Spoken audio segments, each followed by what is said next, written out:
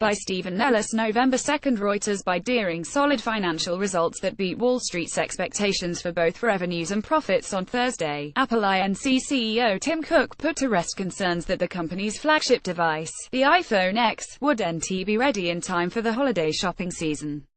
But beneath the headline revenue and profit figures, Cook also seemed to have solved two of Apple's longest-standing problems: its heavy reliance on the latest flagship iPhone to buoy its profits, and its lack of affordable offerings to help budget-minded buyers see the benefits of joining Apple's ecosystem of hardware and software. And all Cook had to do was stop Apple's unusual Steve Jobs-era policy of ruthlessly killing off old products when better ones came along. To see the effect of the Cook Doctrine, look no further than Apple's current, unprecedented lineup of 5 different iPhones. The flagship iPhone X, priced at $999, has drawn most of the media attention for the holiday shopping season. But far from the limelight is the humble iPhone SE, essentially an updated iPhone 5, which came out 5 years ago. It retails for only $349 and appears to have played a major role in Apple doubling its revenue in India, an important emerging market. Cook told investors on a conference call discussing Thursday's financial results that a majority of the iPhone SEs the company sold in India were also manufactured there, a critical component of Apple's negotiations with the Indian government for market access. There's good reason to believe former Apple CEO Jobs would never have kept a product like the SE around. Jobs co-founded Apple and oversaw its dramatic rise in the late 1970s and early 1980s, including the introduction of the Macintosh in 1984. But he was pushed out of the company in a conflict with Enso John Sculley over the company's direction in 1985. Over the next decade, Apple lost its dominant position in the personal computer market as devices powered by Microsoft Core Windows gained market share.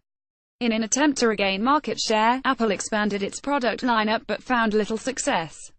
After Apple purchased Jobs' company and rehired him as CEO in 1997, he famously pared down the company's product line to just a handful of offerings where he believed Apple could offer the best. And even after the company regained its financial footing in the early 2000s, Jobs had no compunction about killing an old product for something better. The iPod Mini, a svelte version of what was then Apple's flagship gadget, lasted just a year and a half. Jobs killed that product and replaced it with the iPad Nano, which was even smaller. That approach left Apple with a small product lineup that was profitable but pricey.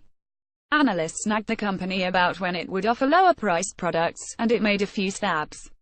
The iPad Mini, released in 2013, temporarily boosted iPad sales, but the plastic-backed iPhone 5C was viewed by analysts as a flop. But the Cook Doctrine of letting older models linger and drop in price appears to be working. Apple hit analyst expectations by shipping 46.6 million iPhones in its fiscal fourth quarter, though with lower average selling prices. That doesn't mean Apple is leaving profit on the table. On the contrary, more phones whatever the price help boost the services business, which includes Apple Music and the App Store.